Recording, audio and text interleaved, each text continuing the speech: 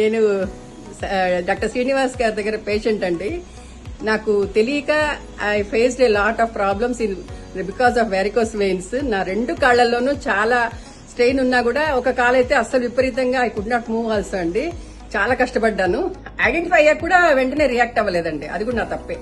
అంటే మనం జనరల్ గా మన మైండ్ సైకాలజీ అలాగే ఉంటుంది. అంత సీరియస్ గా తీసుకోం మన హెల్త్ విషయం అంటే. అది నగ కొనుక్కోవడానికో లాకర్లో పెట్టుకోవడానికో ఎప్పుడో వేసుకునే 5 నిమిషాల కోసం కూడా తీసుకుంటాం కేర్. గానీ బాడీలో ఉన్న ఈ విషయం గురించి మటుకు ఎలా అయితే తీసుకోము.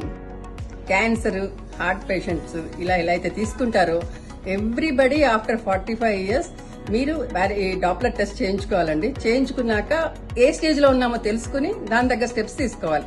ఎందుకంటే మనం లెవెల్ 1కి వెళ్ళాక బ్యాక్ వచ్చే సీన్ లేదు. 2కి వెళ్తే ఇంక అంతే, 3కి వెళ్తే ఇంక చెప్పొద్దు. అలా పోతూ ఉంటాం. కానీ ఇందులో విచిత్రం ఏంటంటే వెరికోస్ వెయిన్స్ లో అందరికీ పెయిన్ రాదు, అన్ని లెవెల్స్ లోనూ పెయిన్ రాదు.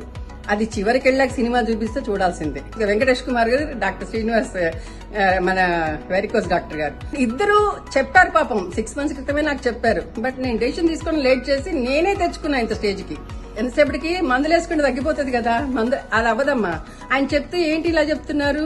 తర్వాత మనం యాజ్ యూజువల్ మనం యూట్యూబ్ లో చదువుకోవడం, వినడం, ఇంకెవరో 10 మందితో డిస్కస్ చేయడం చేస్తాం. ఆఖరికి మళ్ళీ ఇక్కడికే వస్తాం. సార్ చెప్పిందే ఫైనల్. సార్ వీడియోస్ లో అన్ని డీటెయిల్ గా చెప్తారు. అన్ని వివరంగా అర్థం చేసుకుని, డైజెస్ట్ చేసుకుని, ఇంప్లిమెంట్ చేసుకుని బయటపడడం ఎవరిది వాళ్ళు తీసుకోవాల్సిన డెసిషన్ అండి. ఇది నేను కడాకండి ప్రతి వాళ్ళకి I want insist and I want tell.